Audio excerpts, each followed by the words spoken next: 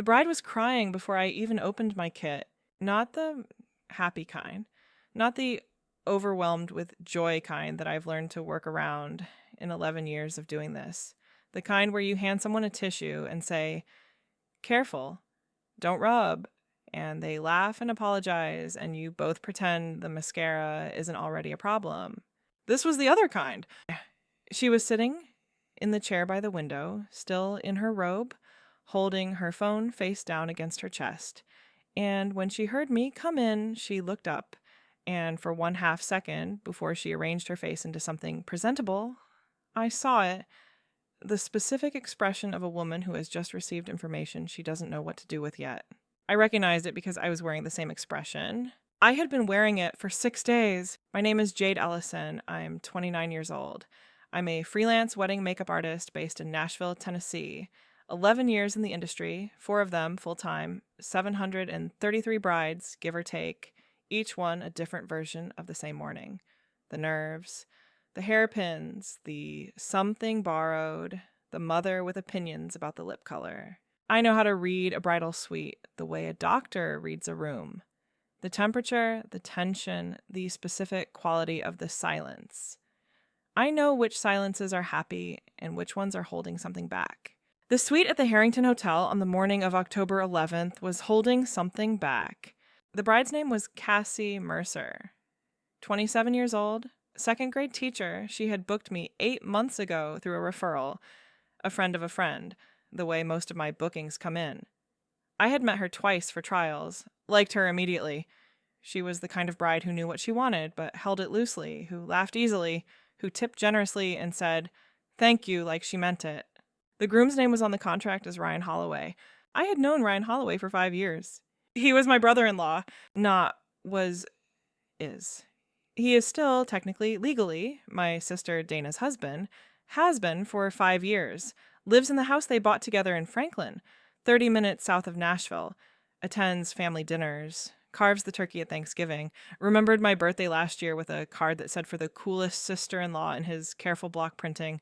He had booked a wedding with another woman for October 11th. I found out 6 days before the wedding. I found out because Cassie's friend, the mutual connection who had referred me, had sent me a follow-up email with the groom's full name to confirm the contract details. I had the email open on my phone while I was making coffee on a Tuesday morning, and I read the name, and I set down my coffee, and I stood in my kitchen for a long time. Ryan Holloway, Nashville, Tennessee, October 11th. There is more than one Ryan Holloway in the world. I told myself that for approximately 45 seconds, the way you tell yourself the thing that lets you finish your coffee and get through the next 5 minutes. Then I opened his Instagram, the one I'd been half following for 5 years, the way you half follow family members, present in your feed, not really examined. The most recent post, a photo of his hands and Cassie's hands, engagement rings visible, captioned "Forever starts soon" with a date, October 11th. I put the phone face down on the counter. I stood in my kitchen for a long time. Then I picked the phone back up and I called my sister. She didn't answer. She didn't answer the second time either, or the third. She texted me 20 minutes later. At work. "Can't talk, everything okay?" I texted back, "Call me when you can, it's important." She called me that night. I told her what I'd found. There was a silence on the phone, long, specific. The silence of someone who is deciding something rather than absorbing something. Then she said, "I know." 2 words, flat and quiet and final. The way Dana says things when she has already traveled a long distance with them and arrived somewhere she can't come back from. "You know," I said. "I've known for 4 months," she said. "I've been trying to figure out what to do." I sat down on my kitchen floor. I don't know why the floor. It was just the closest thing. "Dana, don't cancel the booking," she said. I didn't say anything. "Jade, don't cancel. I need you in that room." Before I tell you what my sister meant by that, what she had been planning for 4 months while she showed up to family dinners and passed the mashed potatoes and smiled at the man who was building a second life 30 minutes away. Please subscribe if you haven't already. Drop a comment right now. Tell me where you're watching from. I read every single one. My name is Jade Ellison. I've done 733 weddings. Number 734 was my brother-in-law's. Stay with me. Let me tell you about Dana first. Because this story is hers more than it's mine. I am just the one who was in the room. Dana Ellison. She kept her name. A decision Ryan had accepted with the specific graciousness of a man who was agreeable about everything small and dishonest about everything large, is 34 years old, 5 years older than me. She's a pediatric occupational therapist, which means she spends her days teaching children how to hold pencils and button shirts and navigate a physical world that doesn't always cooperate with their bodies. She is patient in the professional sense, not passive, but capable of sustained effort toward a distant outcome. She understands that some things take longer than they should, and that pushing too hard at the wrong moment undoes everything. She is the most competent person I know. She is also, in the way of very competent people, someone who had spent years applying that competence to managing a situation that should have ended rather than been managed. She and Ryan had met at a work conference in Atlanta. He was in hotel event management. She was attending a pediatric therapy conference at the same hotel. They'd ended up at the same hotel bar on a Thursday night and talked until 2 a.m, and he'd asked for her number with what she described as the kind of confidence that doesn't feel like performance. She'd given it to him. He'd called the next day. They dated for 2 years. They got engaged on a Tuesday evening at home. No restaurant, no performance, just Ryan cooking dinner and a ring appearing between the salad and the main course, and Dana saying yes before he'd finished the sentence.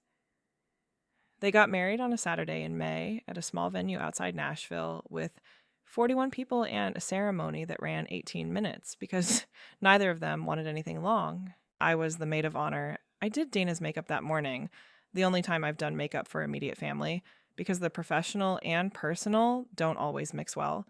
Dana had cried, the happy kind. Ryan had cried at the altar, which I'd noted and filed away somewhere positive. 5 years, the house in Franklin, 2 dogs, Biscuit and Earl, both named by Dana because Ryan had said, "You pick, I'll love whatever you choose." The kind of marriage that looks, from the outside, like something solid. The kind that looks solid because one person has been working very hard to keep it upright. I did not know until 6 days before October 11th how hard Dana had been working. Here is what she told me on the phone that Tuesday night, sitting on my kitchen floor. She had suspected something was wrong for about a year.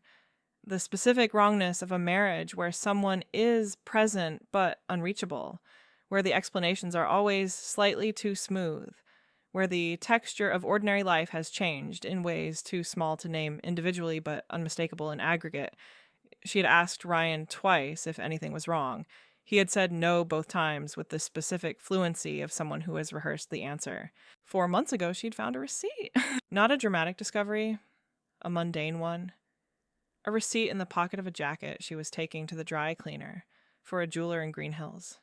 A ring. The receipt described it as an engagement ring. The date was 8 months before. She had put the receipt in her own pocket. She had taken the jacket to the dry cleaner. She had come home and made dinner. She had not confronted Ryan. She had instead done something that took me several minutes to fully understand when she described it. She had hired a photographer, not a private investigator. A photographer, a woman named Greta, who did event photography and who had, at Dana's quiet request, been documenting Ryan's second life for 3 months. Not surveillance, documentation.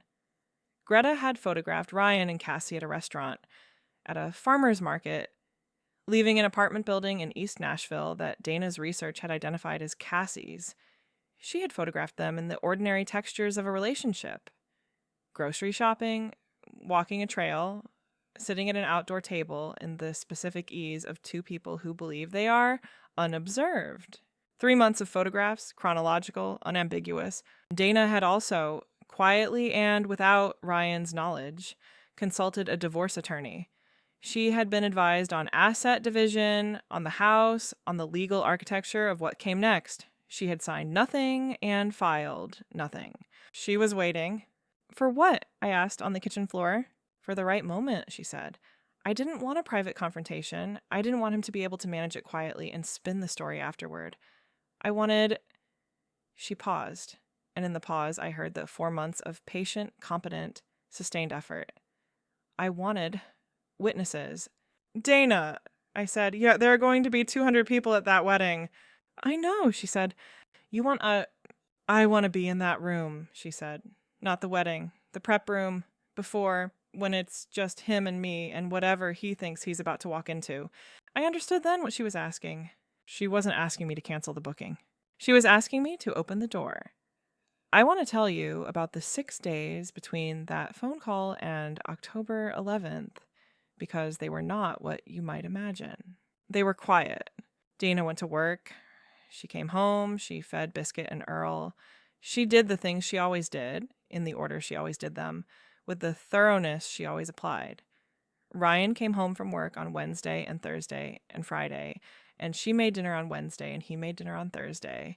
And on Friday, they ordered pizza and watched a movie, and she fell asleep on the couch the way she sometimes does, and he covered her with the blanket from the back of the couch the way he always did. She told me this on Friday night when she called to check in. How are you doing it? I asked. I've been doing it for 4 months, she said. 4 more days isn't hard. I thought about that a lot in the days that followed. The specific endurance of someone who has decided that the timing matters more than the relief of acting early. The patience of it. The cost of it. I was not as calm as Dana. I drove past Ryan's office on Thursday. I don't know why. I didn't stop, didn't call, just drove past and looked at the building and felt the specific useless anger of someone who wants to do something and has been asked to wait. I almost texted him 3 times. Each time I put the phone down and thought about Dana covering her with a blanket, and I put the phone down. I prepped my kit on Friday night with more thoroughness than I've ever prepped it. Every brush cleaned and recleaned, every product checked and rechecked. Foundation, contour, highlight, setting spray, the everyday tools of my work, laid out on my table with the specific care of someone who needs something to control. I was going to walk into that bridal suite on Saturday morning and do my job. I was going to give Cassie Mercer the best wedding makeup she'd ever seen. I was going to do it with steady hands and a neutral face. And at some point in that morning, Dana was going to walk through the door. The Harrington Hotel bridal suite was on the 4th floor, corner room, the kind of space that exists specifically for this purpose. Large mirrors, good natural light from 2 directions, a vanity long enough to lay out a full kit with room to spare. I arrived at 8 a.m. The wedding was at 2. I had 6 hours. 2 brides, the maid of honor, and 2 bridesmaids. Staggered appointments, starting with Cassie at 8:30. Cassie was already there when I arrived, sitting in the chair by the window, robe phone face down against her chest, crying. I set down my kit. I said what I always say when I walk into a bridal suite. Good morning, how are we feeling? She looked up, arranged her face, said, good, sorry, just, feelings. Like, always, I said. That's what the waterproof mascara is for. She laughed. I saw the laugh of someone who needed permission to laugh. I handed her a tissue. She took it. Okay, I started laying out my kit. I want to tell you about the next 2 hours because they were, professionally, some of the best work I've ever done. Not the technique. I've done better technique on brides with more time and better lighting. But the focus, the specific quality of being entirely present in a task, because the alternative is to be somewhere else entirely. I did Cassie's foundation first. Her skin was dehydrated from crying, which required adjusting the prep routine. I talked while I worked, the way I always talk. The running, gentle patter that keeps brides in the present tense, keeps them breathing, keeps their faces from doing the things faces do when left alone with their thoughts. I asked about the honeymoon. I asked about the venue. I asked about the flowers. She answered everything. Gradually, the crying posture left her body, the held shoulders, the careful breathing. And she relaxed into the chair the way brides relax when the makeup starts working, when they can see in the mirror that they are becoming the version of themselves they'd imagined. I did not ask about the phone. I did not ask why she had been crying. I did the job. At 10:30, between Cassie and the maid of honor, I stepped into the hallway to get a glass of water from the cart the hotel had set up. My phone buzzed. Dana, I'm in the lobby. Tell me when. I typed back, give me 20 minutes. I went back into the suite. No, at 11:15, the bridal suite held Cassie at the vanity having her hair pinned by the stylist, 2 bridesmaids on the sofa sharing a mimosa, the maid of honor in my chair getting her foundation set, and me, kid open, brushes in hand, the professional calm of someone who has done this 800 times. My phone buzzed. Dana, ready? I looked at the room. Everyone occupied, everyone in their own moment. I set down my brush. I said, excuse me 1 second. I walked to the suite door. I opened it.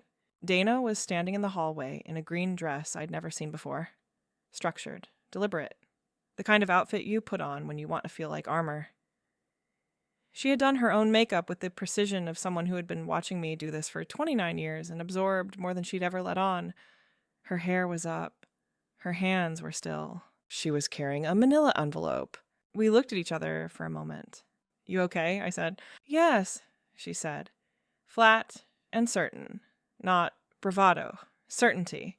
The specific certainty of someone who has been ready for a long time. I stepped back from the door. She walked in. What happened in the next 14 minutes, I'm going to tell you exactly as it happened, in the order it happened, without editorializing, because the facts are enough. The facts don't need anything added to them. Cassie saw Dana first, a stranger in the doorway, unexpected, and her face registered polite confusion. The bridesmaids looked up from their mimosas. The hairstylist paused. Dana looked directly at Cassie. She said, I'm Dana Holloway. I think we need to talk. The room went still, with the specific stillness of a room that has just understood something is wrong without yet knowing what. Cassie said, I'm sorry, who are Ryan Holloway's wife? Dana said, his legal wife. We've been married for 5 years. The silence that followed was the kind I have never heard in a bridal suite in 11 years of doing this work. The kind that has texture and weight and takes up space. Cassie's posse's face. I was watching it professionally, the way I watch faces. I saw the sequence. Confusion. Resistance. The searching look of someone checking whether this could be a mistake, and then, beneath it, something else. Something that had been sitting behind her eyes all morning. The phone face down against her chest. The crying before I'd even opened my kit. She had already known something was wrong this morning. She hadn't known what. Now she knew what. Dana opened the manila envelope. She set photographs on the vanity. Not many, not dramatically. 5 photographs. The farmer's market, the restaurant, the trail, Cassie and Ryan in the specific ease of 2 people who believe they are unobserved. Cassie looked at the photographs for a long time. She didn't deny them. She didn't argue. She picked up one photograph, the trail, a Sunday afternoon in August, Ryan's hand in hers, and she looked at it with an expression I can only describe as the look of someone understanding a long sequence of small lies all at once, retroactively. She set it down. She said, How long? I've known for 4 months, Dana said. He's been doing this for at least a year, probably longer. Cassie nodded slowly, the nod of someone absorbing rather than reacting. The maid of honor on my chair said, Cassie, it's okay, Cassie said. Her voice was level. The morning's crying had somehow prepared her for this. She had no tears left for the moment that warranted them most. I'm okay. She looked at Dana. I'm so sorry, she said. I didn't know. I know you didn't, Dana said. That's why I'm here, instead of somewhere else. They looked at each other for a moment. 2 women in the same room of a situation neither of them had chosen, recognizing each other across it. Then Cassie picked up her phone, the one she'd been holding face down all morning. She turned it over. She showed Dana the screen. A text from Ryan, sent at 7:43 a.m. Can't wait to see you walking down that aisle. Today is everything. She showed it to Dana without a word. Dana looked at it. Then she looked at Cassie. Something passed between them that I was not part of and didn't try to enter. Cassie set the phone down on the vanity, face up. She picked up her mimosa from the table. She took a sip. She said, What do I do now? Dana sat down in the empty chair next to her. She said, Whatever you want, that's the point. I want to be precise about what happened in the next 47 minutes because I think it's the most important part of the story and the part most likely to be misunderstood. Nobody fell apart. That is the thing I keep coming back to. The thing that surprised me, even though I was there for all of it. 2 women who had every reason to fall apart. One whose marriage had been a lie. One who had almost walked into a lie. And neither of them fell apart. Cassie asked the bridesmaids to give her the room. They left quietly, closing the door with a careful click of people who understand they're exiting something significant. The hairstylist packed her kit and left without being asked. It was Cassie, Dana, and me. Cassie asked questions. Practical, specific questions asked in the same level voice she'd used since Dana walked in. How long? What did you know? What are you going to do now? Dana answered each one with the same precision she'd applied to everything for 4 months. At some point, Cassie said, "Did he know you knew?" "No," Dana said. "So right now he thinks he's getting married today," Dana said. "Yes." Cassie was quiet for a moment. Then she said, "I want to be the one to tell him." Dana looked at her. "You don't have to." "I want to," Cassie said, "and I want to look at his face." I understood that. I think Dana did too. At 12:45, an hour and 15 minutes before the ceremony, Cassie texted Ryan, "Can you come to the bridal suite? I need to see you before everything starts." He replied in 4 minutes. "Are you sure?" "Bad luck." She replied, "I'm sure." He knocked on the suite door at 12:58. I opened it. The expression on his face when he saw me, Jade, Dana's sister, standing in the doorway of his bride's suite, lasted less than a second. He was good at recovery. I'd seen it at family dinners. I watched him recover. "Jade," he said, "what are you—" I stepped back from the door. He walked in. He saw Dana. The recovery didn't happen this time. What happened instead was a stillness. A full-body stillness, the kind that comes when every possible response presents itself simultaneously and cancels every other one out. Cassie was standing by the window, still in her wedding dress. She'd put it on at 12:30, a decision she'd made quietly and without explanation, and that I understood completely. She had wanted to be in the dress for this. She had wanted him to see what he was losing in the sharpest possible resolution. She looked extraordinary. The makeup I'd done that morning, foundation built for crying skin, mascara that had held through everything, the lip color she'd chosen herself at the trial because she'd said, "I want to feel like myself, just more so," was perfect. I want to say that not to compliment my own work, but because it mattered. She was not diminished. She was entirely, completely herself. Ryan said her name. She said, "I know everything." 3 words. The same way Dana had said "I know" on the phone to me 11 days ago. The women in this family apparently had perfected the 3-word sentence. What followed was not dramatic in the way of movies. He didn't rage or deny or collapse. He did something quieter and in some ways worse. He started explaining. The specific explanation of someone who believes that if they can control the narrative, they can still control the outcome. He said things like, "It's complicated, and I didn't mean for it to go this far, and I was going to end it." The language of a person who's been constructing justifications for so long. They've started to sound rehearsed, even to themselves. Even Dana let him finish. Then she set the manila envelope on the vanity. The photographs were still inside. "The divorce attorney has the same photographs," she said. "You'll be hearing from her next week." Ryan looked at the envelope, then he looked at Dana. I watched him run the calculation, what she knew, what she had, what the next 12 months looked like. He said, "Dana, there are 200 people downstairs," Cassie said. Her voice was still level. "You should go tell them the wedding isn't happening." Ryan looked at her. "Cassie, I'm not asking," she said. He stood in that room for another moment, looking at the 2 women who had, without ever meeting before this morning, arrived at the same place through different roads. Then he left. The door closed. Cassie sat down in the chair by the window. The same chair she'd been in when I arrived that morning, robe, phone face down. Now in her dress, makeup intact, hands in her lap. She said, "Okay, just that." "Okay," she said, the way you say a word when you need it to mean several things at once. Dana sat down next to her, not touching, just present. The specific quality of presence that doesn't require anything from you, that just occupies the same space and breathes. I picked up my brush. Ma, do you want me to touch anything up? I asked. Cassie looked at me, then she laughed. A real laugh, sudden and genuine, the kind that surprises you by arriving. Yeah, she said. Actually, yeah. I touched up her makeup. The three of us talked while I worked. Not about Ryan, not about what came next.